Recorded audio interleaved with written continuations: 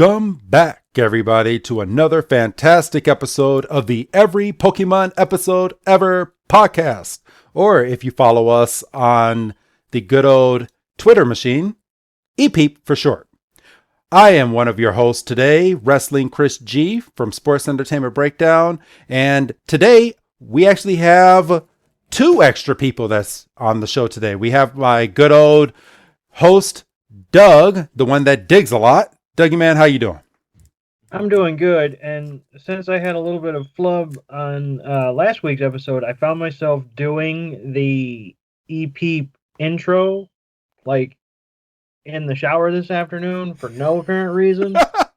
So I think if you ever lose your voice one week, I think I might have it covered. Oh, okay. I might put you to the test next week, Doug. I might just do it.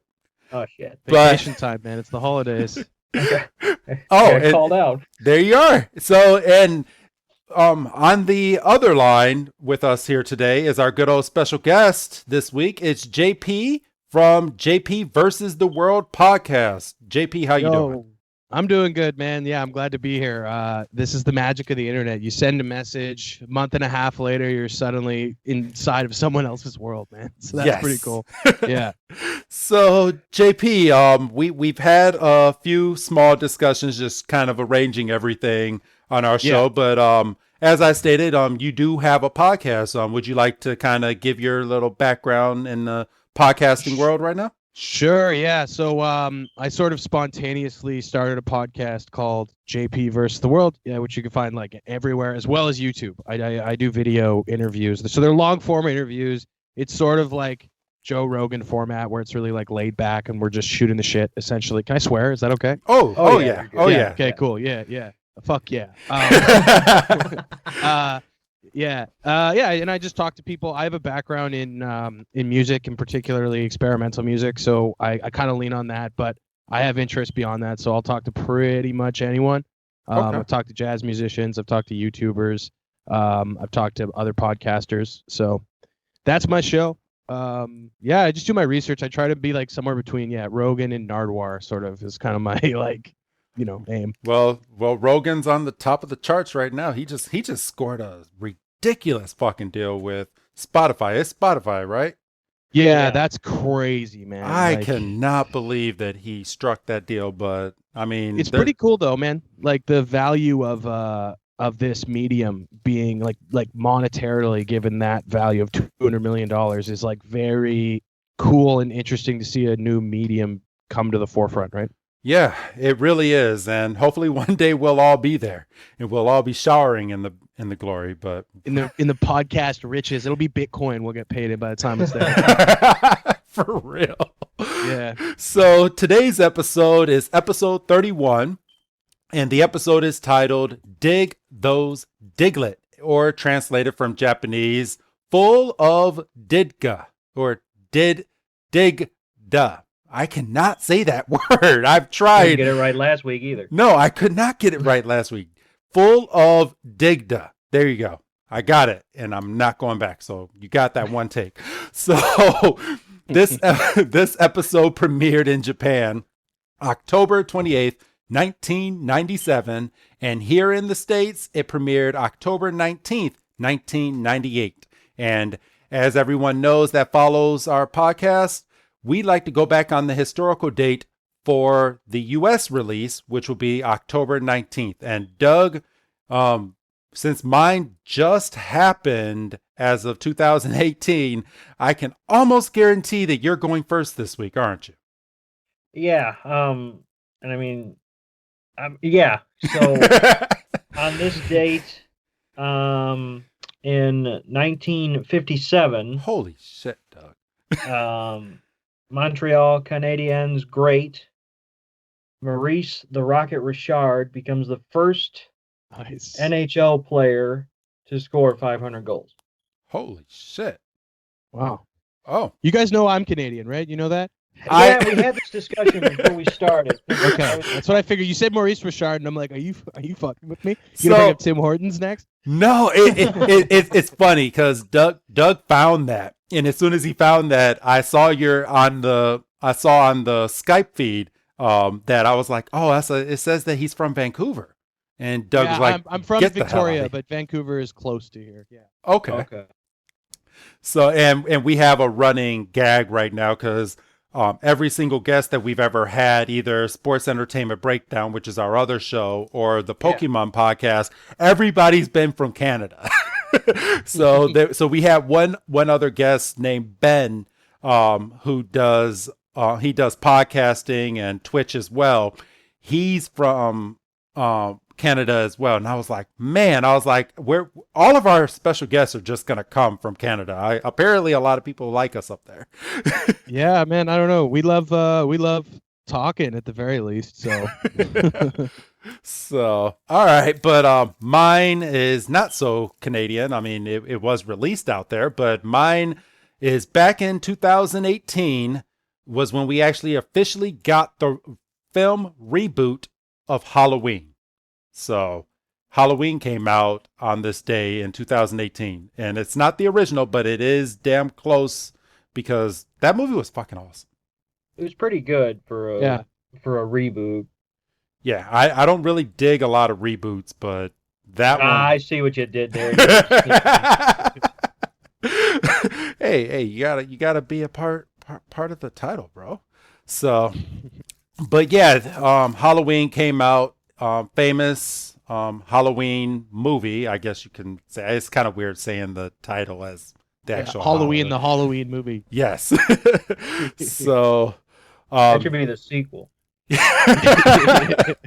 But a good note for this movie is the day that it came out, it grossed $77 million, the biggest debut of any horror film, leading with a female lead in over 55 in the US.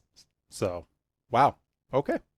So, yeah, the lead was in the original movie and she was in the reboot as well. So, good stuff. Yeah, Jamie Lee Curtis. Yeah. Yes. Yeah. Jamie Lee. So, all right. So, that's our history date. Are you guys ready to dive on into this episode? Yeah, I'm Yes, excited sir. to talk about this one. Yeah. So, all right. So, JP, don't think that we're not going to let you go over. So any notes that you have on your end, feel free to come in. I'll actually, are you actually watching this as well in the background on your end, or do you just have? Is that what you guys do? Yeah, we I never realized that. Okay. So That explains the last one I listened to. So yeah, we pull it up. So I mean, if you're not, we'll go scene. We are going scene by scene. So yeah, it's open. I'm opening it. It's on Netflix. It's easy. Let's go. Yeah, there it is. All right, perfect. Dig those Diglets. Dig those Diglets. So wait, hold up. So out in Canada right now, you still get the original Pokemon episodes on Netflix. Yes, we do. Yeah. Oh, that is nuts. Yeah, they took that away from us. All we're getting is Journeys and a few other episodes and movies. Okay. So okay. Torrenting? You guys been torrenting them? No, actually, I own the complete Pokemon DVD collection. I found somebody that was selling it online and bought it from them, and I've been watching them ever since. Is it just like the whole Indigo League or whatever? It's actually Indigo all the way up to Journeys. So. Oh, nice! Wow, that's a lot of Pokemon. Oh, it's a lot. It's over 150 DVDs that I got. So. Jesus Christ! Is it a bootleg or is it like? It's a bootleg. Yeah. Someone found the high quality episodes, put them on the DVDs, and shipped them out to me. So. Damn. But you should get that person on the podcast. I should. That's dedication, man. I should, because they do watch the show. It's funny because I would hope so. They burned 150 DVDs. They went over that I was gonna get all the deleted episodes and all the episodes that you can't find anymore. They're like, they're all on there. I was like, oh, cool, sweet. How much do you want for it? 200? Fine. Fuck. But it was definitely worth it. So. Yeah. So she got paid for her work. So, all right. So I'm queuing up the episode as we speak right now. And we actually start this episode with the narrator actually saying that it has now been several months since Ash has gone out on his journey. So that kind of gives you a little timeline. It doesn't really give too much of a timeline because I've seen some later episodes and Ash still looks like he's 10 freaking years old. He never celebrates a birthday in this series. So yeah, we start this episode, they're walking, and of course they're walking in a forest, so they have to be lost, right? So they're lost, and Brock is looking at the map, and he goes, okay, Fuchsia City, Fuchsia. I wrote down that Brock is obnoxious. I don't remember that from when I was a kid. I remember thinking he was a playboy, you know? Yeah. Like, well, this guy's a pimp, man. He thinks he's a playboy. Now he just seems sad, man. I know. And it gets even better later in this episode when he gets called an old man. So but yeah, they're walking and Brock is looking at the map and he goes, okay, Fuchsia City, Fuchsia, it's over one of these 3 mountains, but which mountain is it? And they're kind of looking around. Doug, what was your feeling at the beginning of this? Well, kind of like you said when we got in here, it wouldn't be the start of a Pokemon episode, because they haven't been lost in a while. So it was about time for them to start an episode being lost. Yeah, because they've been in a lot of cities. And I kind of felt bad for, I mean, as bad as it gets for Brock, like you said later, I kind of felt bad for him here because he kind of had a little bit of a mini breakdown. Yeah, he did. And Ash just gives no fucks. He's looking around and he's like, well, regardless of anything, we just need to get over one of these mountains and get to the Fuchsia City gym. I'm ready for a battle. And then they hear a big bump. And then they're kind of looking around, and that's where we get to Team Rocket very early in this episode. Yeah. I mean, basically almost right after the title sequence. Yes. And JP, do you have anything that you want to give on this next part? On the when we see Team Rocket briefly? Yes. Yeah. Well, they're eating. I noticed that throughout this episode, Team Rocket is like especially Japanese in this episode, if that makes sense. Like they're eating like noodles and stuff. Yes. And then at the end of the episode, which we'll get to, there's another thing that I thought was really random and strange with their get-ups towards the end of the episode. That's very Japanese as well. And Meowth is working out. Yeah, he was just working out, and I mean, he still has his little stick arms. Yeah, but he's got a little tummy, he has to burn all those noodles that he was just eating. Yeah, exactly. So after this scene, obviously Team Rocket hears a big thud as well, and then they're like, okay, what is that noise? And then we cut straight back over to Ash and them, and Ash is like, did you guys hear that? And they're like looking around, and then they hear the thump again, and Ash's like, it's over there, and then they just start running. So you kind of get what's getting ready to happen in this episode. But Team Rocket left Meow all behind when they went running to find out what's going on because they're pissed off. Their food flipped. Well, I was gonna say they're also wearing their lunch. But yeah, so the trio kind of comes over a ridge, and they just see just truck upon truck upon truck just going down this narrow pathway. And, you see random explosions and boulders are tumbling. And yeah, the vibrations of all these big trucks is just creating boulders to fall and just tearing up the road and everything. And then we come to find out, that that at the end of where these trucks are going to, they're building something, but we don't know what they're building yet. Right. I hate seeing trucks in Pokemon, Why? Like, I know there's the truck in the original game that like Mew was supposed to be hiding under or whatever, but like I don't like seeing. I'm like, this isn't the real world. Why are you doing construction? Like, come on. Exactly. I want to see Pokemon. And Jesse and James kind of poke their heads up from a bush looking over at this construction site, and they're like, this kind of looks like a battle zone. And James is like, maybe we're being attacked by aliens. And Jesse is just like, what planet are you from? Like, just tore him down to shit right there. Yeah, I wasn't 100% paying attention. And then when he said maybe we're being attacked by aliens, I was like, that's one of the most random things I've heard on this show so far. I mean, granted, we've only done, 30 odd episodes, but like, that was completely out of left field. Well, I mean, it brings up an interesting question, right? Like, yes. Do aliens exist in the Pokemon universe?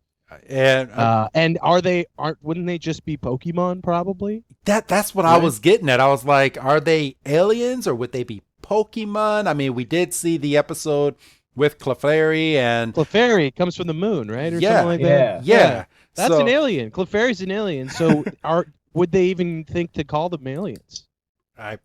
Your guess is good as mine. I mean, they flop into a Pokeball, so I don't think they put too much thought into the first season of Pokemon, because they walk a fine line that you kind of watch more of today's episodes. Like the stuff that happened in season 1 would not happen today, because they cross their T's and dot their I's. But I'm just like, okay, aliens, Clefairy. How much Pokemon have you seen? Like, can I ask you that? Yes, you can. So currently, I have watched all the way up to Pokemon Battle. Let's see. Hold on. I can actually pull that up.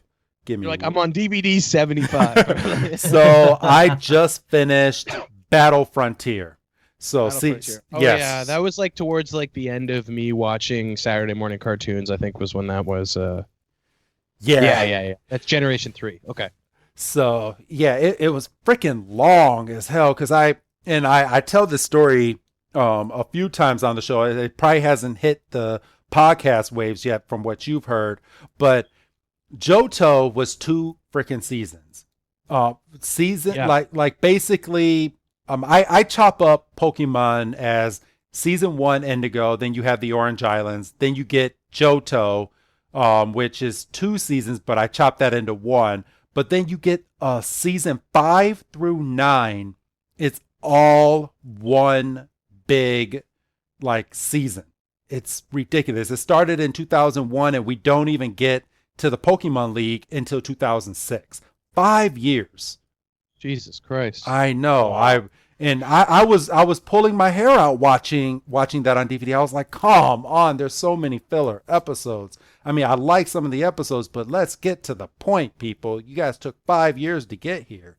Yeah, Jeez. how serious does the continuity get once you get into there? Because I know it's like, it is a pretty episodic show with your end of season, though, like being obviously the Elite Four and stuff every time. But yeah, the continuity, I would say the episodes end up, I mean, they make sense, but they stretch them out. Like, they stretch them out so freaking long. I guess they kind of made the episodes go along with the video game. So every time you got like a major video game, you got a new major series. Like, I'm looking on here right now, just season 10 through 13 is all Diamond and Pearl. So I'm just like, whoa. But yeah, they keep up with the storyline. They go a lot more in depth into the Pokemon. The adventures get a lot longer. You get a lot more stretched out episodes. Like, I remember one specific episode had 5 parts to it. So it was 5 full weeks of just one big long adventure with Team Magma and Team Aqua when they were okay. So yeah, because that's what I always preferred about Digimon to Pokemon, in all honesty, was that there was like a true overarching plot, whereas Pokemon, from my childhood memory, didn't quite have the same like seriousness towards telling a like narrative. Yes, so they do get a lot more in depth as the series goes on, and I think that actually started kicking in on the right after Johto. Yeah, it was. Yeah, right after Johto.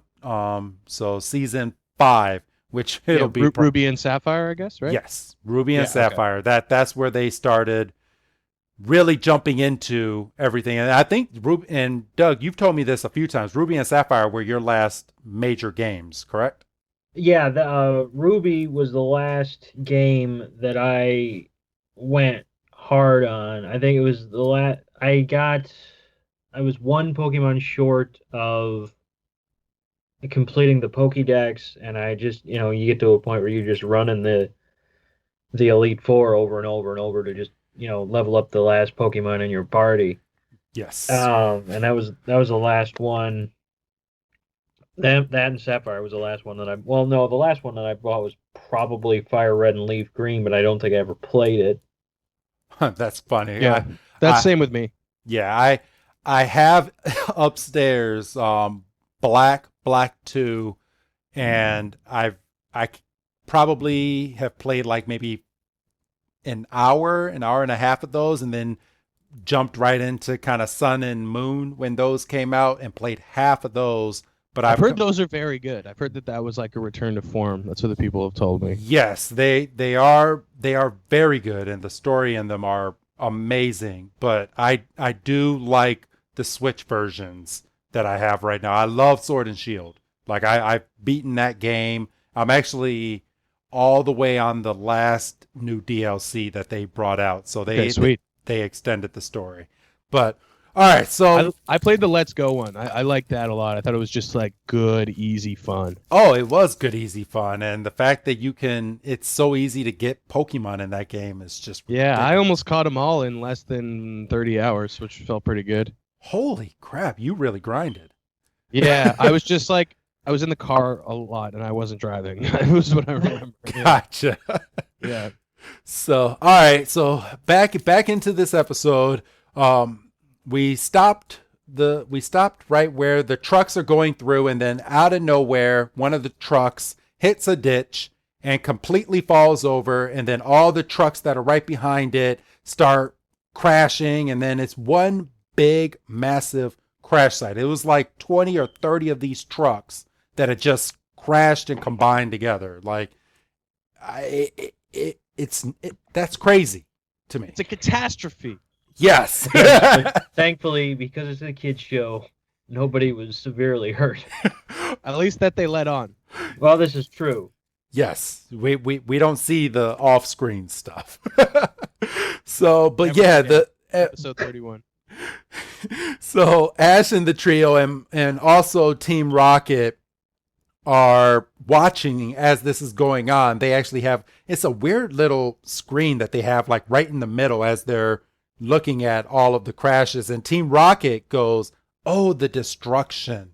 Like they're just sad, like they're hoping nobody's hurt from this, and Team Rocket thinks they caused it. Yeah, and I mean they would, right? Because they're the villains, and they're sitting there going, "Well, maybe we got one right." But I mean, I think even they would have, some type of remorse, decency or remorse, exactly. So, but then out of nowhere, Pikachu is just standing on the ground, and out plops a Diglett. Now, let's talk Diglett real quick, okay? Diglett. Yeah, talking Diglett. Diglett's a weird-ass Pokemon. Yeah, dude. Yes. That's why I wanted to do this one. Because we're going to get into what Diglett is a little later, probably in the next 10 minutes in this episode with Gary. But Diglett just plops out of the ground, no nose, big old mouth from what I can tell. I'm looking at a pause frame of Diglett just popping out of the ground. But who came up with the artwork for freaking Diglett? I just think it's weird. JP, what are your thoughts on Diglett? On Diglett? Yes. I don't know. I think Diglett is hilariously like half baked of an idea. Yeah. Where it's just like, I don't know, it's underground. It kind of looks like a wide penis without balls, kind of. Okay. I was hoping one of you was going to say it, because I'm watching this and I'm like, that's just like we never see the bottom half of Diglett. You don't ever see the bottom half of Diglett. Even in they're in in the Pokemon Sword and Shield, and I'm gonna tie this back a little bit. I got a little irked. Okay, so there's a move that you can do, like with Diglett becoming like this massive, big, gigantic Pokemon. But in order for him to do this move, he has to come off of the ground. Okay, so I'm like, oh shit, we're gonna finally see what Diglett looks like underground. No. He comes out of the ground. It's a smooth bottom, and he just charges at the Pokemon. And I'm like, what the flying F? No legs, no like propeller or like shovel bottom or balls or anything. Like, No, just So at that rate, it's a flying sausage. yeah. There you go. That for people out there that are trying to think of what a Diglett looks like, think of an Italian sausage. Take some eyeballs and just plop them on there, and then what could you use for the mouth, guys? Well, I mean, if you want to continue with jelly bean. A jelly bean, a half cut pepperoni, and just plop it right on the mouth. So yeah, there you go. We're painting a good picture. Would you say this is the most phallic Pokemon that we've seen so far? Yes. So far, probably, yeah. Yeah. Yeah. Okay. So, all right, it's at this. Glad we settled that. Now, I mean, we're going to keep a tally now. I mean, we're going to see if the rankings change by Yeah, the at the end of season one, season top here. 5 most phallic Pokemon. We might have to have you back on for a segment. I mean, I'm making my list right now. I'm gonna throw it out there. I think, but we haven't seen him yet. But I think Mr. Mime is one of the most weirdest. Mr. Mime and Jinx are probably one of the most weirdest Pokemon.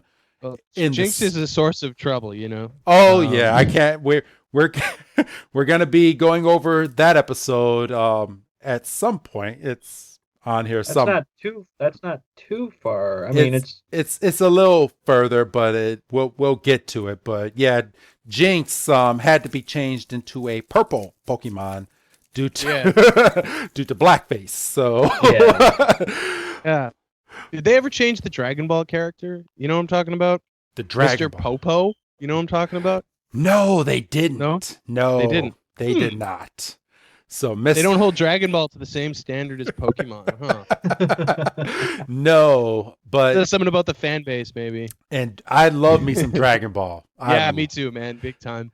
And that I actually have the legit copies. I have the complete series of that as well, all on HD DVD, all the way up to Super. I'm a big fan. DVD. How do you watch an HD DVD? Not HD. I'm sorry, HD DVD. The art of podcasting. See, I'm glad somebody else is here, because if I called him out on this shit, I get in trouble. Well, I talk to you every day. I get your shit every day, Doug. Yeah. So I'm unbiased, man. So at this point in the episode, Pikachu runs over to Diglett, and Diglett just looks up. He's all happy, and then flops back into the ground. Meowth is looking over some type of cliff and going, "What was that?"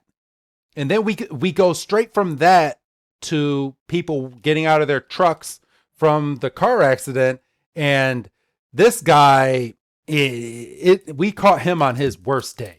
Everyone. Yeah, this guy is not having a good. Somebody pissed in his cornflakes. They spilled his coffee. I mean, he gets out and he's just pounding the ground. He's like, "I hate Diglett." And he looks over and you just see a group of them just popping up and down. He's Diglett. And he's so mad he tears into his hard hat. His hard hat, yeah. I love this guy.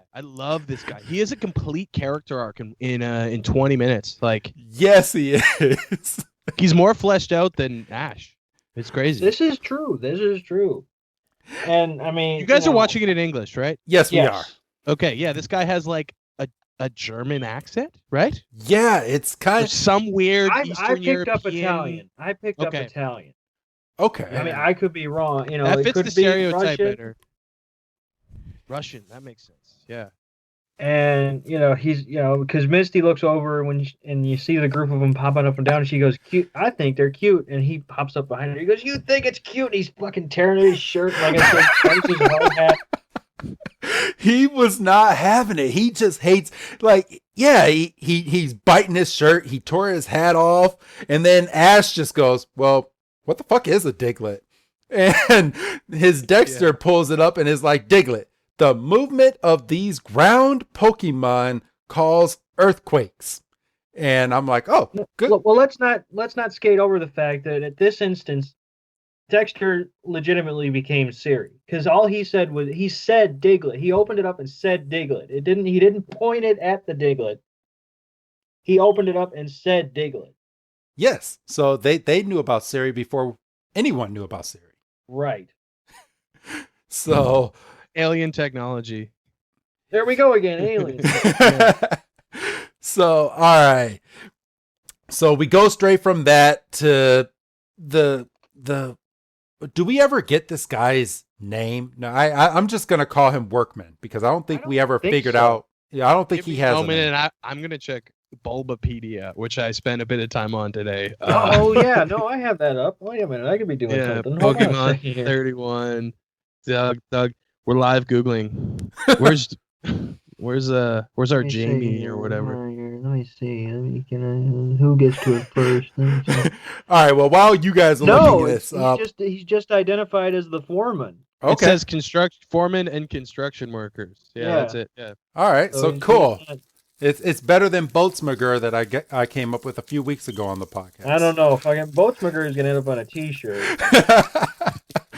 So if you haven't heard on Beauty and the Beach, we were going over that episode, but they actually say the name of one of the main characters only once towards the end of the episode. And the whole episode, I'm sitting there going, well, we don't know his name. I'm just going to nickname him Boatsmager because he owns a boat, blah, blah, blah. It was a funny bit. But yeah, this guy gets mad because they had just paved down brand new concrete. And these Diglett are just popping their heads up and down all happily, and they're just causing all sorts of cracks in their freshly put down cement that looks like it had just hardened, and now these Digletts are just tearing it to shit. It's like they knew. Yes. And this guy, he's defeated again, and the artwork, I want to point out the consistency that they've done with this character, because he tore apart his hard hat, but in a regular cartoon, he tears it apart, you go to a different character, you come back to the person, they're wearing the hard hat again. It's like they never did anything. This guy is on the ground, his hair is still sticking out, and his hard hat is just shred to shit because he's just so fucking defeated.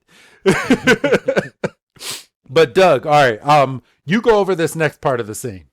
So he basically says he's had it up to, I'm not going to say up to here because then I have to do it and it's an audio. So he's at his wit's end with these Diglett.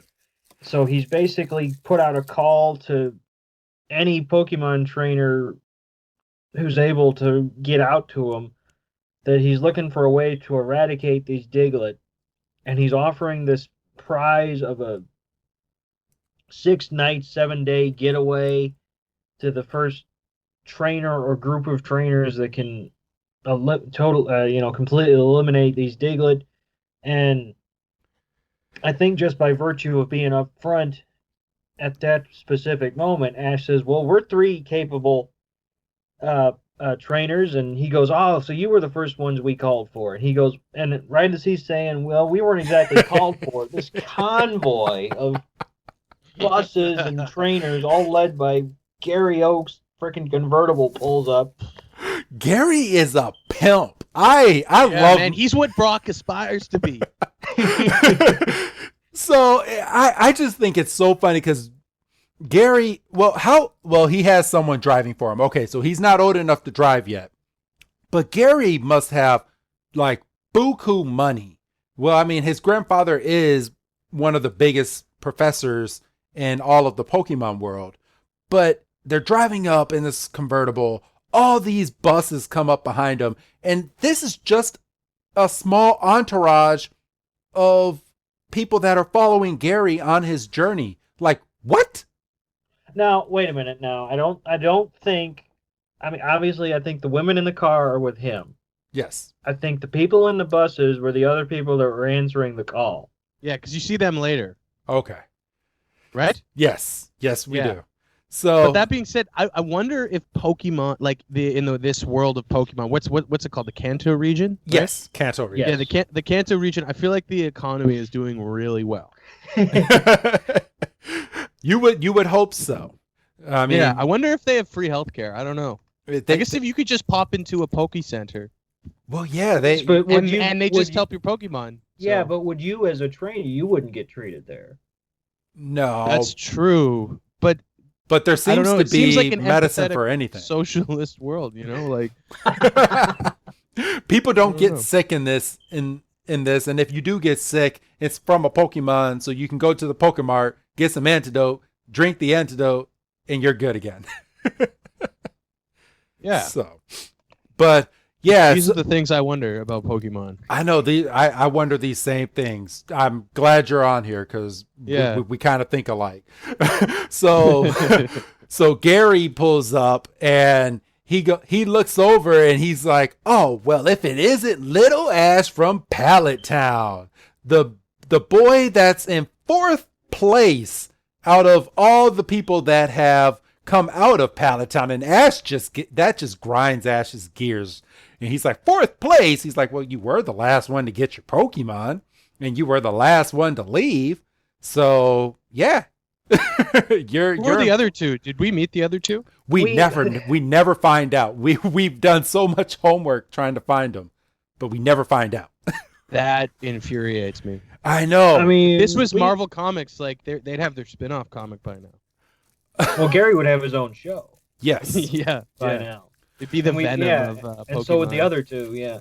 So I have assumptions, but it'll be a little further in the future. But in the Pokemon League, we do get other trainers that seems like they may have come from the Kanto region.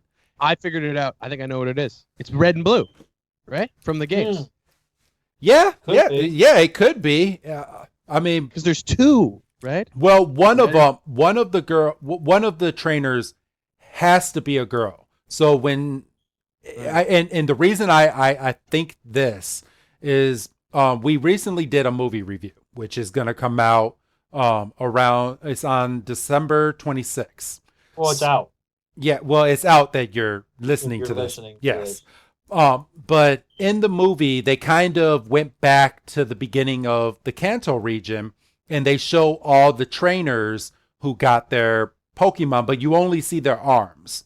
But one of the trainers, it's obvious it's a girl because there was nail fingernail polish on one of the trainer's hands. So we kind of alluded to that one of the trainers got, I think it was, what was it, Bulbasaur or was it Squirtle, Doug? No, well, it's Bulbasaur because, well, it's either Bulbasaur or Charmander because we've established, well, Gary got Squirtle. right, Gary you got can Squirtle. you can do a little bit of digging and find out Gary gets Squirtle. Yeah, so it's either one of those, and I think it was Bulbasaur. Now that I'm saying that out loud. So like I said, we don't know who it is. I mean, they have done a few different spin-offs of the Pokemon series with Red, actually. I think it's called Pokemon Adventures. Legends. Oh, no. Yeah, Adventures. Legends. Legends. I watched. Yeah. So yeah, they do spin-offs on there. I'm not gonna lie to you right now, so I'm not gonna act like I've seen it recently, but so I couldn't give you the proper background on it, but I'm pretty sure that they go over the trainers that got their Pokemon on those spin-offs, which kind of follows the video game. It's a really weird spin-off. Just throwing that Oh, out there. gotcha. Okay. So Doug, there's a little homework for you for later on. There is a spin-off. I think it's only 4 episodes as well. Well, Is it? I mean- It's Origins. Pokemon Origins. There you go. Oh, okay. So yes, it's a 4 or 5 episode series, and it's basically they're going through the entire from start to finish all the way to the Pokemon League in the span of 5 episodes. So it's very, very fast paced. It's based on the game as opposed to the. Yes. But I think it's still technically in the continuity of the anime series. It's weird. Like I said, it's different. But I want to watch this. so Let's torrent this. Right? there you go. So yeah, Gary basically tears Ash down in this scene and says that him and his entourage and the people that came with him, they're going to save this land and they're going to battle these Diglett. Doug, you want to take it away from here? Yeah, well, so Ash has a really good line because, Gary kind of throws over to his entourage and they do a little cheer. And Ash goes, just dumber than a fence post, goes, are those Pokemon? And Brock just hauls off and smacks him and says, don't be dumb. And then Brock is trying to get a number from them, but these girls basically call him an old man. Brock's only 15. But they agree to him. Because he's like, how would one of you like to go with me? And they go, yes, sir, that would be fun. And that's what trips him up because, they call the 15-year-old Brock sir. So, I just shudder to think, They have established ages, eh? Yes. We've done some digging. So the very first episode, Ash is 10. Yeah. So Ash is a 10-year-old because he's able to finally go on his adventure and 10's the magic number in Pokemon. Seems a little young. And then with Misty just turned 10 as well, but she has older sisters. So she just became a gym leader. She did not like the responsibilities of being a gym leader, so she ran away. And she ran away to Right, I remember all that. Yeah. So she's 10, and then Brock, and I kind of feel for Brock because Brock's dad's a freaking dick. Brock's dad's like, I had all these kids. At the beginning of that episode, he was, but he's come back round. Yeah, but how do you? Brock was a gym leader as well, correct? Yeah, well, he had to be because his dad left the gym and left 15-year-old Brock to care for all of these kids, and the dad got his rocks off, but couldn't care for his kids. Like, come on now, deadbeat. Well, he went out for those. Wait a minute. That's not. He came back. Yeah, but how long was he gone? He went out for a pack of super potions or some shit. And never came back. Yeah. Went out for a pack of Marlboro Ultra Balls. Yes. Yeah. So, all right. So at this time, let me get back into this episode. Oh, Doug, you were going over the rest of the scene. So Brock gets basically called an old man. Misty says he's already over the hill. Brock is completely dejected. And then we basically rush over to Gary saying that they're gonna basically save this land, and then we hit Team Rocket again, who thinks that these Diglett are the best Pokemon ever, and they'll save this land because they're going to get rid of those Diglett and maybe capture a few of them for themselves. Well, yeah. So they have, but that's a real brief exchange. We don't really get into the meat of Team Rocket's matter until a little bit later. We are then whipped right back to the crowd of people. Yes. Oh, this is funny. And the foreman is kind of explaining how he wants things to go. So yeah, he wants everybody to battle these Diglett, and the people that get rid of these Diglett get this big, massive prize. So all of these trainers in itself are getting ready to they're gonna battle, but they don't know what's really ahead of them. Right. JP, do you have any notes on this part, or anything you want to chime in about the Team Rocket and the Digletts and the well, about the foreman going over his big plan to have these trainers battle these Pokemon? Well, it's a bit ambitious. Yeah. I wrote down Craigslist ?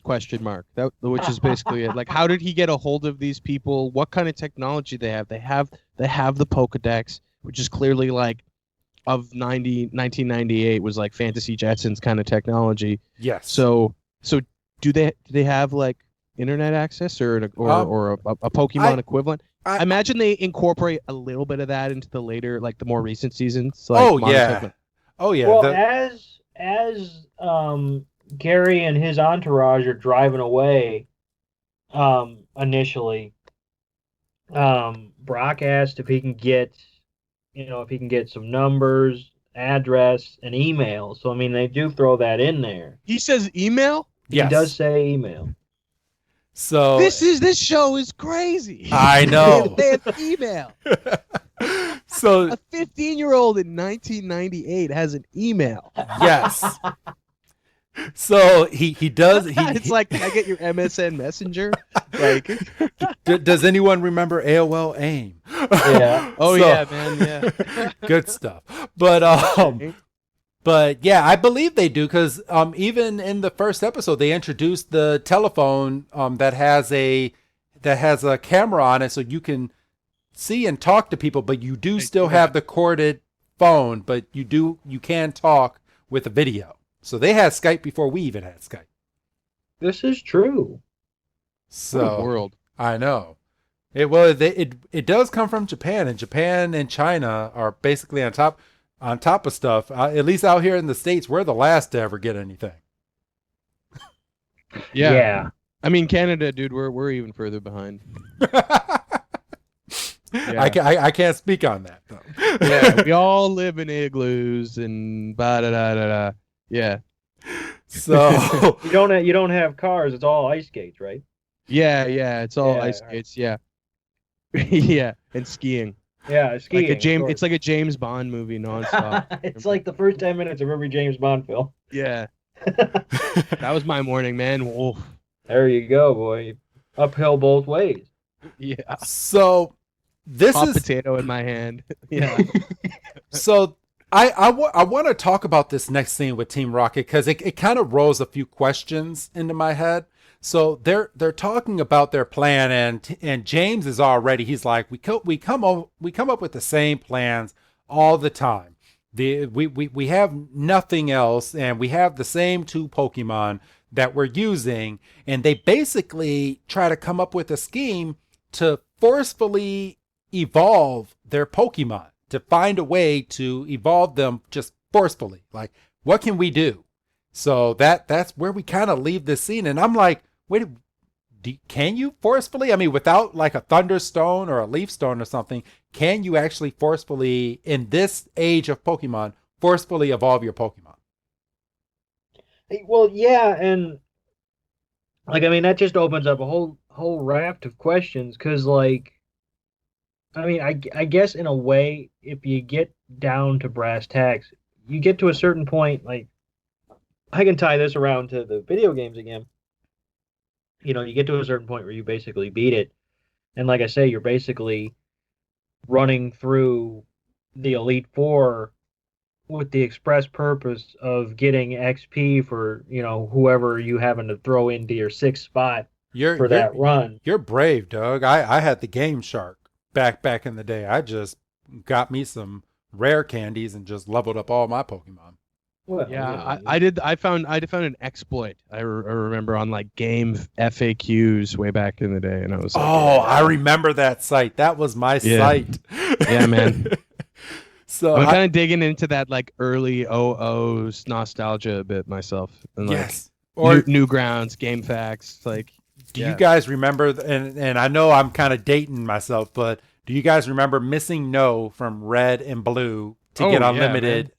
The legal way to get unlimited, like anything that you had. You get a Master Ball, now you have 99 of them. Oh, yeah. So. Yeah. Man, yeah, Missing No was cool. I like the accidental glitchy art or whatever, I think is like a really good piece of contemporary artwork, sort of. You know what I mean? Yeah, Missing No came back in Sword and Shield. I'm going to throw that out there. I have exploited it. Yeah, they do these new things called raid battles, and someone online they hacked into their Switch, and they can host these raid battles online to where you can basically catch Missing No. And when you catch Missing No is an egg in your game. And if you take the egg to, let's see, if you take the egg to the daycare, you keep the egg as number 6 in your party. You put a Ditto and whatever other Pokemon into the daycare center, and you ride around, and whatever Pokemon you get, you take that and you put it into your party to try to switch it up with the 6th Pokemon in your party, and you could basically duplicate your Pokemon. So whoever was in your slot there, that Pokemon is now inside of your box, duplicated into the game, and it acts like you never took it out of the daycare. So you can legit get a legendary and duplicate the mess out of it.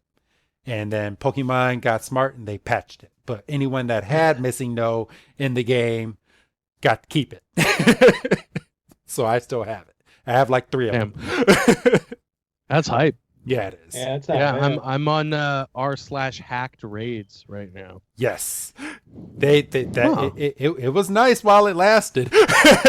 I'm just gonna put it out there. Me and my son, we were on top of that.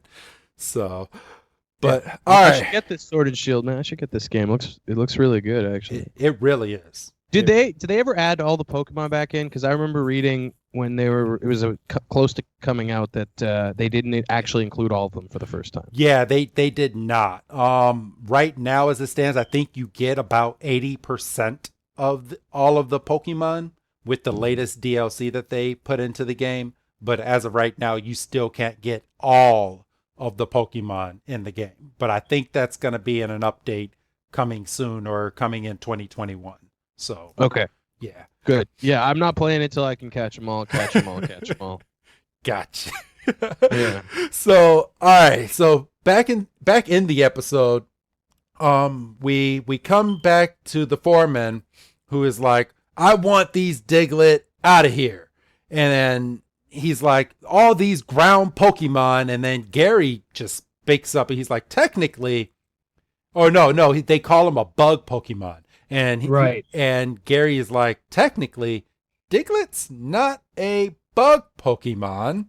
As a matter of fact, the term would be a mole Pokemon, because with and I wrote this down, so give me some type of credit. He's like, with the height of 8 inches and the weight of 2 pounds, they're actually harder candidates to get rid of. Fuck, I messed up. Yeah, well, basically he says they're hardly any Pokemon. They're a short Pokemon. So I kind of have right, and I mean it kind of reflects when we get the evolutionary form, when we get the Pokédex description in a few minutes here. But the Diglett start causing havoc again on some of the equipment and some of the buses, and the foreman has had enough, and he kind of breaks everybody off, and the freaking the cheerleaders do another cheer, and Gary calls out his top Pokemon to take on these menace, and the Pokemon comes out and goes right back into the Pokeball. Goes right back in, and my first thought was, well, they make pills for this kind of problem. I just think it's weird. So, okay, so the Pokemon, I mean, we're going to find out the reason for this in just a second, but everybody just starts throwing their Pokeballs in, and I'm thinking in my head, okay, so as they're throwing all of these Pokeballs into this big pile, you would think after like the 20th Pokeball that you would stop. But no, right. all of these trainers, it seems like there's hundreds of trainers here, by the way. So they all start throwing these Pokeballs, and it comes in, they make like a Pokeball mountain. And then all of these Digletts just so happens to know who threw what Pokeball. So they start taking the Pokeballs and just bringing them back to the trainers. Yeah, Which kindly nice. returning them. Yeah, that's what I wrote. Wow, Digletts are so kind. I thought that was extremely nice. They could have just taken them to their underground layers and said, "Fuck you, you just lost Pokemon." Yeah. But they returned them, which you have to appreciate on some level. So Yeah. I just thought it was weird. And Doug, do you want to go over this next part with Ash throwing in his Pokemon? So let's see. So the Pokemon Mountain is being depleted, and Ash is about to call out his Pokemon, and he's in mid pitch basically, and Pikachu jumps up because Pikachu is at the distinct position to kind of be able to explain. Yes. So he's gonna throw out Squirtle because he kind of rationalizes, well, Diglett can go underground, Squirtle will be able to flush him out. So like I say, he's a mid throw. Was that was the logic? I was wondering what I've watched this episode 4 times, guys. Yeah, I watched it twice last night and twice today. One time on 1.5 speed. You're like, I can't watch this at regular speed anymore. No, I felt like the first 2 times I didn't watch anything though. I challenge myself. Yeah. So yeah, but yeah, Squirtle. So Squirtle would use his like water shit to flush it out underground. Flush it out, and then wouldn't that just make it kind of muddy? Well, but it would also that was my other point. It would also kind of create some mud, which could theoretically make it harder to go back underground. But not even just that. But now the foreman would have to wait for all of the ground to become soft again to be able to build on top of. Well, the man's at his wit's end. He probably doesn't give a shit. He's over here playing whack-a-mole with the fucking Diglett. He's so mad that none of the Pokemon are coming out, and he just takes a hammer and he's like, I fucking had it with these Diglett. That shit was funny. That was some like Buster Keaton kind of physical comedy, you know? Yeah. There's some real slapstick. So basically, they return all the Pokeballs. They return Ash's Squirtle, and Gary's kind of over there going, well, nothing's going to get accomplished. I mean, look at this poor guy. And like you said, he's over there playing whack-a-mole with 2 mallets. No, it's 1 mallet. So he's got 1 mallet, and he's trying to just smash their heads 16 holes. I mean, he sucks at whack-a-mole. And he's kind of like, well, there's nothing to be done here. I mean, this is we're basically chasing our tail, and him and his entourage, they leave. They take off and leave, and that's when Brock's chasing after him, asking for email. He's like, we never got exchanged emails. It's like, crap. But yeah, Gary's smart though. He's like, yeah, if nothing's gonna happen here, if I can't help, I'm gonna continue my Pokemon adventure. So peace out, losers. And Ash has a really good line. He's got a couple good lines in this episode. He's got a really good line of, I really don't like him. Yeah, it's just like, that's quite on the nose, Mr. Ketchum. So I just think it's funny because I can relate to Ash with having a rival. I've said it on a past episode. I had the same instance when I was back in high school. This was 12 years ago. So there was a guy. How old are you guys? Out of curiosity. I'm 30. And Doug? I'm 31. 31? Cool. Okay. Yes. I'm 25. Okay. So, cool. Yeah. So yeah, back when I was in high school, there was a kid that we used to kind of like butt heads. We were always trying to one off each other the entire time that we were in high school. So I every time I would see him, and I would be like, man, I cannot stand this kid. And I'm sure it was the same way with him because we were always like, well, I did theater and he was always the lead. I ran track and he knew everybody that I was running track with, and just he did the morning news in the morning. And I'm like, God, I cannot get away from this kid. So I was like, man. But what's his name? What's his name? I'll no, I got you, man. Oh, I can't give his name, but is his name Gary? I can give a first name. His first name Nick, and that's all. Yeah, that's all I can. I know. Terrible name.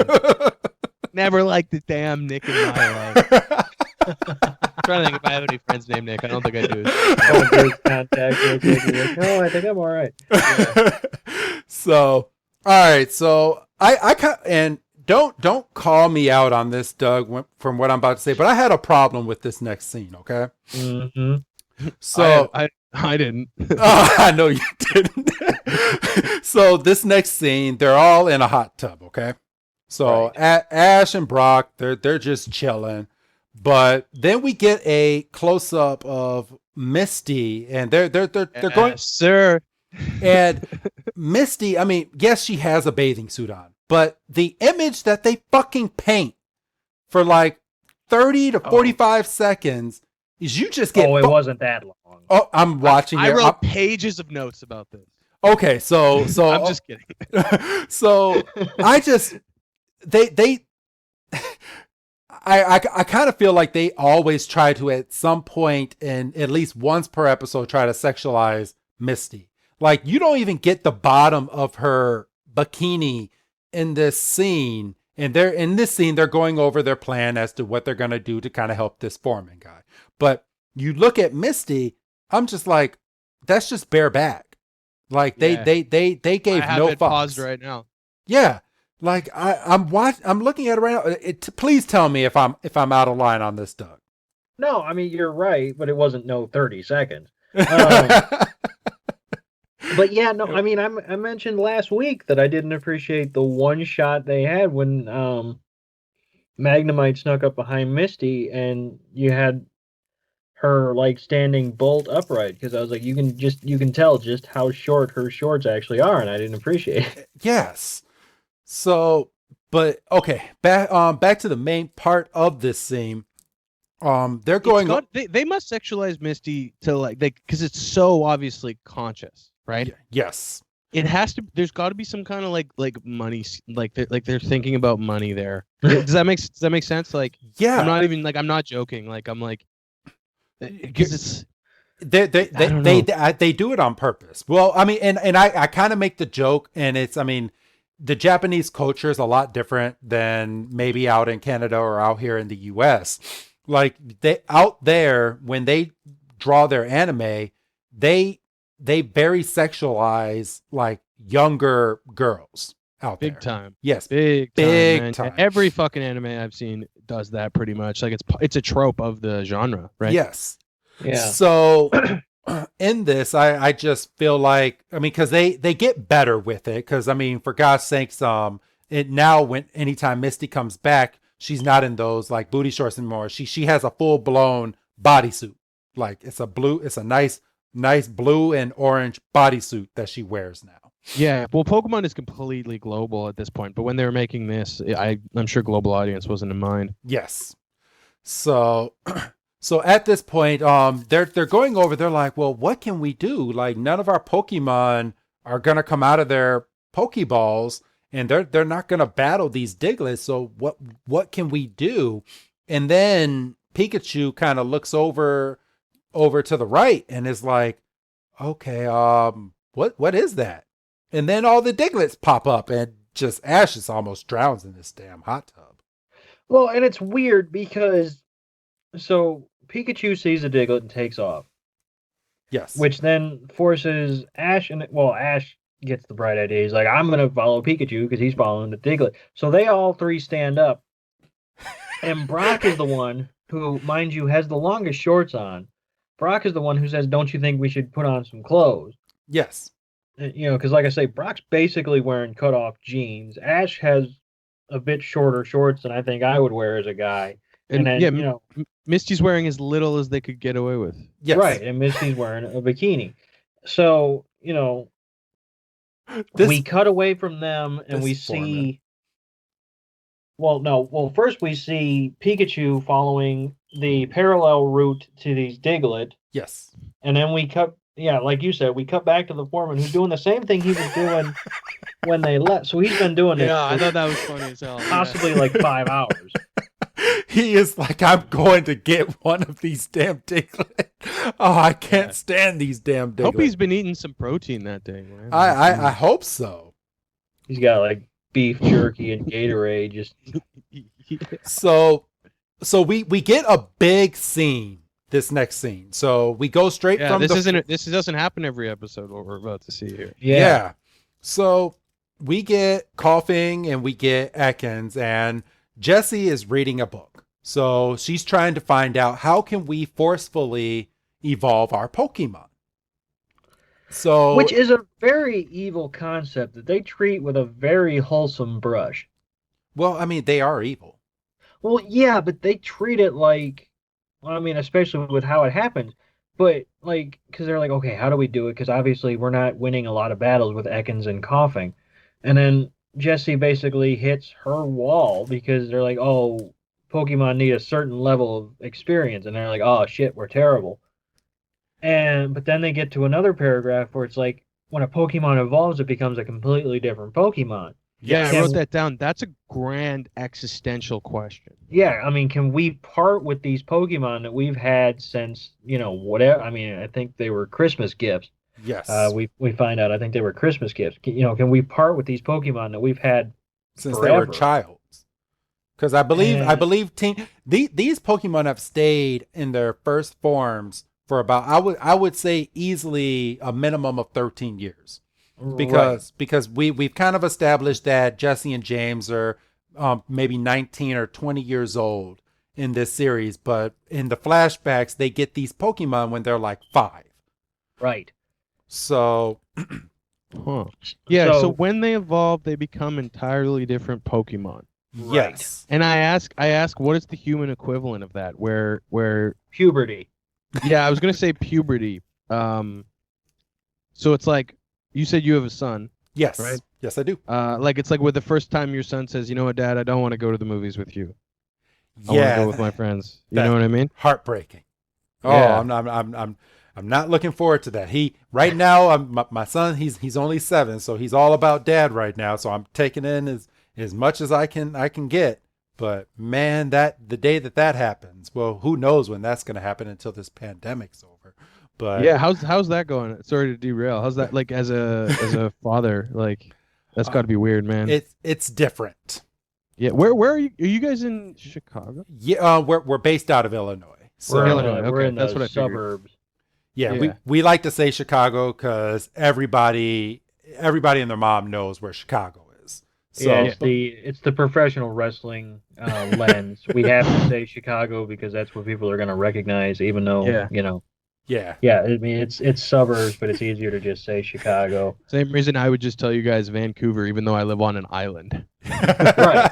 Yeah. Yes. I actually live on an island called Vancouver Island. I don't know if you guys know about this. Yeah, but Vancouver's not on Vancouver Island. Huh. Of course it isn't. Isn't that dumb? Yeah. That's weird. It is weird. So, all right. That's colonialism for you, man. Right.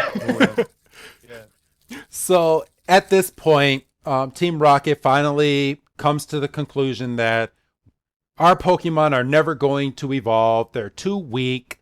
They don't have enough experience. We lose all these battles. But you know what? Maybe we don't want to part with our Pokemon. We love our Pokemon too much. And then they hug their Pokemon and some tears roll off of both of their faces and it splashes on Ekans and it splashes on Coughing. Then out of nowhere, they start to glow.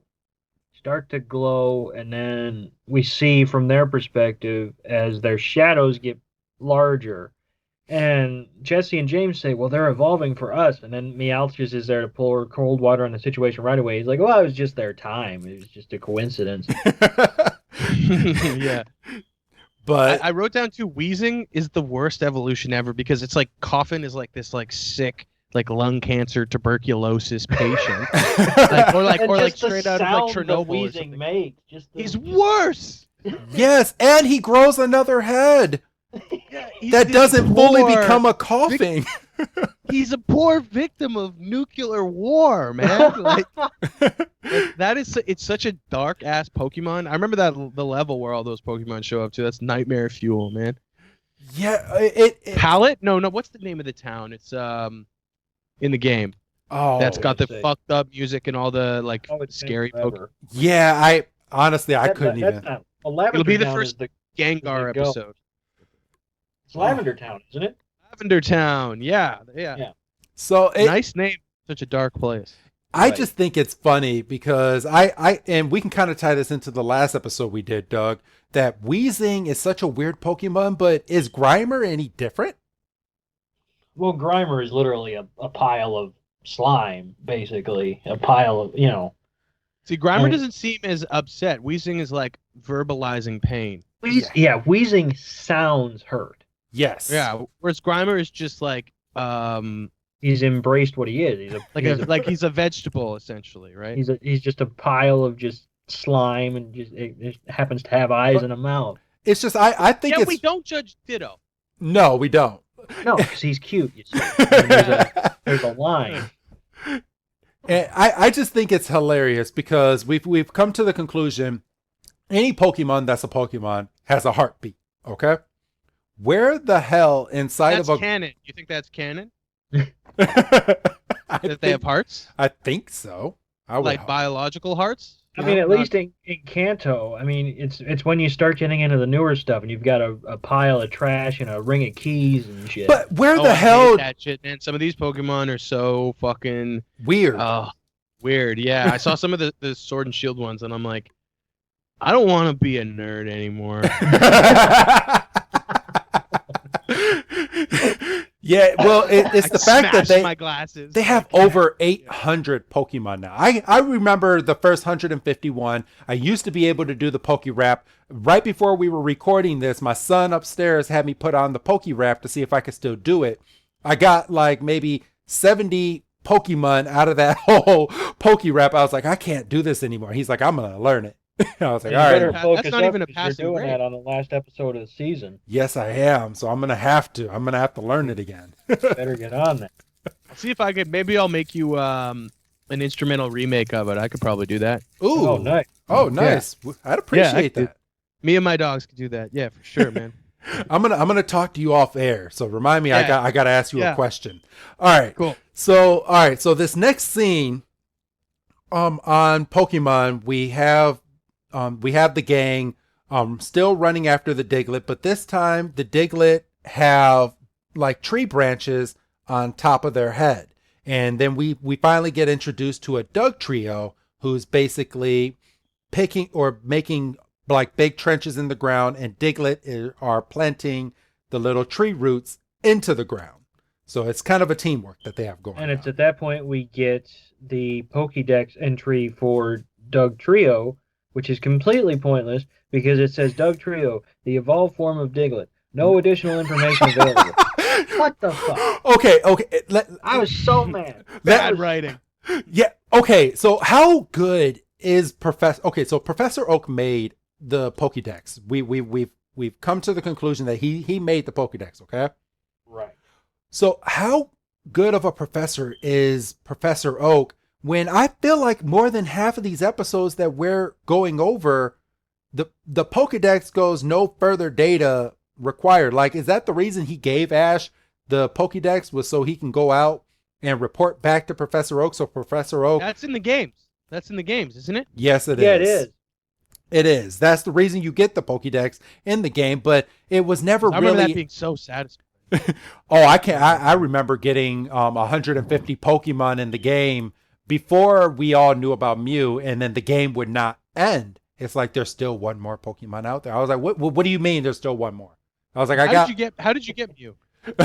I didn't get Mew from the truck, which I later found out he was hiding under. I got Mew via there was Is that real though? Isn't the truck thing a myth? I honestly I don't know. I got Mew from a Pokemon. My hangover YouTube watching is like secrets of Pokemon and shit like that. Like I know. I'll never forget getting Mew. It was me and my childhood friend. We went to a Pokemon card tournament, and as long yeah, I remember that shit. Yeah. we had that up here too. It would be at Toys R Us's. yeah, Toys R Us's and at your local comic book stores. Yeah. So the one that I went to was inside of it's called the Fox Valley Mall out here. So I went in there, and as long as you were within the top 20 people that were there, you would hook up your game system to you would hook up your game system to their little machine. There was some Pokemon host there with the whole, and they would use the little cable link and they would trade it over to you. And that's the way that you got Mew. And I got Mew So cool. by being in the top 20, but I couldn't say I got any further than that because I got my ass kicked later on. But yeah. Oh, That's the only way you could get Mew. That's what it says right here. Event. yes. Although, yeah, you can get it in Pokemon Emerald. That's the only mainline game where you can get it outside of an event. But Look at that. I am happy. Me and my son are full Pokemon goers. And they just announced today that on February 20th that they're doing a Kanto Pokemon event where for 12 hours you'll be able to capture all 150 Pokemon. And if you happen to fill your Pokédex during this time, which I'm already on top of that, I've already caught all of them. All the first 151 actually. But if you fill your Pokédex during this time, they'll give you a special event that you can do, and the prize is that you'll get a shiny Mew in your Pokemon Go game. I bought my ticket already. I'm already in. They bought me right there. That's all they had to say.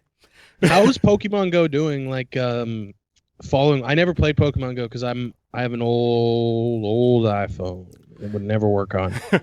Pokemon Go, I believe, it was actually named. Let's see, it came in third place this year for Game of the Year. The number one game this year just so happened to be a SpongeBob game called Krusty Cook-Off or something like that. For phone games? Yes. Is that okay? So Pokemon Go, during the pandemic, they usually have in the game where you have to go to these raids, but you have to meet up with a group of people in order to do it. Since the pandemic happened, you can do these raids from the comfort of your own couch, but you have to buy remote raid passes in order to do it. So they banked on a lot of people doing that, and the game. Did you do it? Oh hell yeah!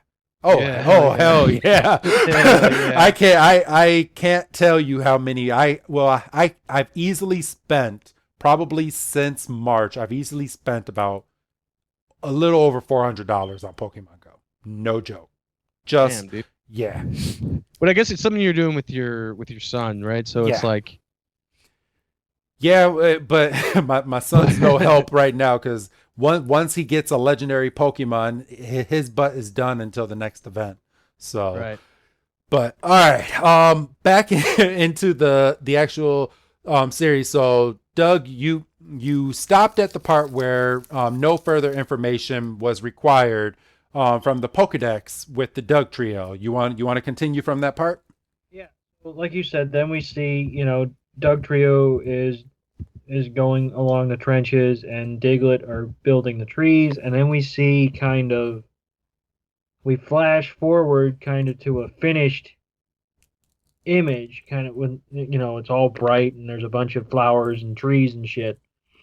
Yeah, there's subliminal message. And Brock, well, it's not even subliminal. Brock hits us over the head with it. He goes, "Well, this must be, Diglett and Doug Trio's home, and if the building project goes forward, they're going to be put out." Luckily the foreman kind of sees the error of his ways. Beautiful thing. Yeah, and the foreman sits here. Yeah, he sees the error of his ways because Brock basically says, just like you said, Doug, this whole area would be demolished and all the Pokemon would lose their homes, and we get these awful graphics of these Pokemon on like mudslides and these Pidgeys just flying away, and like a big old what do you call those? Not a sandpit, but what do you call like those little vortex in the ground? One of you where it like sucks in, where the ground kind of sucks in. Quicksand. Itself. Yeah, there you go. I couldn't think of it. So yeah, you get like a quicksand image of all these Pokemon just being dragged underground. Like they gave no shits. Like they were always trying to pull at your heartstrings with Pokemon and death is a big thing in this first season. But yeah, so the guy sees the error of his ways, and we get a glimpse of him going, I'm gonna stop my construction over here because if I keep going, these Diglets are going to lose their homes, or if I continue to build, they're just gonna tear it down anyway.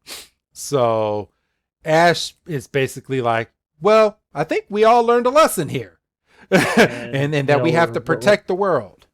And looks like we're about to wrap up the episode, but then Team Rocket has to make their last little pop up, and they say, well, don't have the party without us. And then Team Rocket is going into their motto, and fucking Meowth just jumps out of there, basically going, we don't have time for this. There's only 2 minutes left of this episode. Everybody knows the motto. I love that. Yeah, I thought that was really fun. I wrote down that there's no bad guys in this episode by the end of it. No, not really. Yeah, that's awesome. I love no conflict. So, but it's at this point that Jesse and James introduce their brand new Pokemon, because the last we saw them, they were evolving. So now we get Arbok, and we get good old Weezing, and Weezing just looks dead. And obviously Arbok is a bigger Cobra, which is yes, at least something. But then, oh, I'm sorry. So it's the two Team Rocket Pokemon, and then Ash is a complete dick, and he calls out Charmander, Squirtle, and Bulbasaur, along with Pikachu. That's not fair. Like a 4-on-2 battle, a handicap match. Like, come on now, your Pikachu can easily shock everybody and just win this damn battle. So we see Weezing put out, I think Smog. What is it? Smog, and then Arbok now knows Dig. Yeah. So, I mean, that's fitting for the episode, obviously. Yes. And they go, Arbok and Weezing go in the tunnel, and the next time we see them, they get knocked out. They've been beat to shit by the Diglett. And, the little... And we do get a Doug trio that pops up at the very end, and then there's a freaking just big old uprising that literally takes Team Rocket away. I mean, they make a surfing reference. Yes, I think James was like, hang 10. He's like, we're surfing. And we're then riding the curl, and then they take the dirt wave and they crash it into the structure that had been abandoned. And Team Rocket's gone. I mean, we see him at the very end. But yeah, I mean, the structure's down. The guy's like, well, I wasn't going to build, but now I'm definitely not going to build. That was a lot of Diglett and Doug trio. I just want to add that. That was a lot of fucking Pokemon. So, but yeah, it's at this point, Ash basically goes, okay, well, since everything's back to normal now, let's go ahead and head on over to the Fuchsia City gym. Yeah, this was enough of a detour this episode. And then we come back. You guys know if the next episode they actually get to the gym? I don't know. Let's see. Ninja Poke Showdown is the next episode, and I believe that is the Fuchsia City gym. Yeah, I believe that's the episode where that's hype. Yeah. And if I'm remembering correctly, I believe they find the gym, but they don't know it's a gym. So yes, I'm gonna go with a yes. Yes, the ninja. Yeah, because they find a big building in the middle of a forest, I believe, and they're looking for Fuchsia City, but they don't know that Fuchsia City is basically not a city at all. Right. So, but yeah, that's the end of Dig Those Diglett. So what an episode. And I'm glad you picked this one. Yeah, me too. It's a funny one, man. I was so thankful when I properly watched it, which was the third time. I was so thankful for the foreman and the heavy-handed environmental message. I love that. It reminded me. I've been reading the Archie Sonic comics. You guys familiar with those? Yes, I am. I remember Archie from when I was little, real little. Yeah. But yeah, the Sonic comics that Archie published. And they have these very similar, late 90s, environmental messages, Okay. Where they're different than now, but where it's just oh, the forest is beautiful. That's it. You know. And I thought that was sick. I was like, oh, this ties in. I'm doing a deep dive on Sonic that I'll do on my pod eventually. But Oh, yeah, for real? Okay. yeah, I just think it would be such a funny thing to interview all these musicians and blah blah blah blah blah, and then just be like, ha ha ha, Sonic. Well, You know? a good way to tie it in. Sonic has very good music in all of its Dude, games. don't get me started, dude. Yeah, it's so good. So yeah, Sonic I mean, Adventure 2, that first song, City Escape, man. oh, Fuck. can you play it? No. I would never. What's the name of the band? Crush 40. I would never do a disservice to their opus-esque music. You know. Gotcha. So, all right, JP. So it's towards the end of the episode. Why don't you tell our fine listeners where they can find you? And if you have a Twitter, throw it out there. Just plug all your stuff again. Towards Yeah. You guys can follow me on Instagram. You can follow my Twitter too. They're both just JP Meldrum. That's my name. MELDRUM JP. My Twitter is just shit posting though, so don't bother with that. And my Instagram is like pretty clean. And my podcast is called JP versus the World, interviews with pretty much God knows who. I make music too under my real name, JP Meldrum, and I make hip hop under the name Philip Morris, which you can find on all your favorite streaming services. Ooh, Very nice. very nice. Yeah. Well, all right. Well, thank you for coming on to our show again, JP. Yeah, this was awesome, man. You guys rock. Fuck, that was fun. Yeah, and I'm gonna throw it out there. The invite is out there for you to come back on a future episode. Ivysaur. Oh, the Ivysaur episode. I don't know how soon that is, but I'd like to do that one. all right. We'll check that. We'll check on it, and we will end up getting back to you on that. But yeah. But yeah, thanks again for coming on. So, Doug, do you have anything else to say before we end this week's episode? No, I mean, this was a fun episode. We've had a couple of kind of one-off stories in a row with the Magnemite last week, and then obviously with this one. But it looks like we're gonna get into some serious shit next week. And Yes, we are. yeah, this one was definitely fun. It's always nice to have somebody come on and have a different perspective, have some different notes. So it's always good. And this is awesome. This was a good hang. Yeah, hell yeah. Yeah, just a solid episode all the way around. Cool.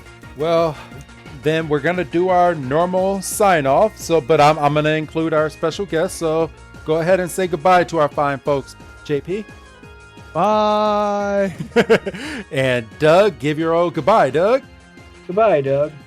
And everybody, this is Wrestling Chris G telling all of you, tune in next week because we have a Pokemon gym battle. Have a good night, everybody.